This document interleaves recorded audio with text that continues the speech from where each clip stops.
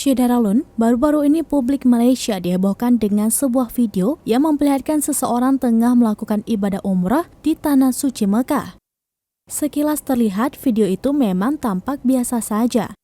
Hanya memperlihatkan seseorang yang berpenampilan layaknya seorang pria tengah melakukan ibadah di depan Ka'bah. Namun, belakangan video itu menjadi sorotan dan memancing amarah publik. Hal itu lantaran terungkap bahwa sosok yang ada dalam video itu diduga merupakan wanita.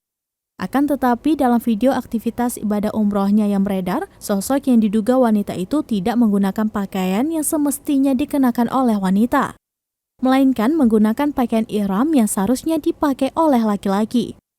Video wanita diduga umroh menggunakan pakaian ihram laki-laki itu awalnya diunggah oleh akun Twitter @nemisam pada Jumat 12 Agustus 2022. Dalam video berdurasi 17 detik itu terlihat sosok diduga wanita memiliki potongan rambut pendek menyerupai seorang laki-laki. Dalam postingan lainnya ditunjukkan pula surat izin mengemudi atau SIM dari negara jiran.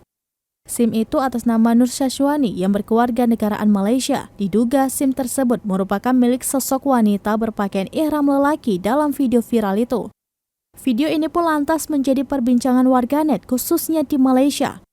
Bahkan video aksi jamaah diduga wanita itu juga mengundang perhatian dari pihak berwenang di Malaysia. Menteri Departemen Perdana Menteri atau Urusan Agama Malaysia Datuk Idris Ahmad bahkan ikut berkomentar melihat video ini.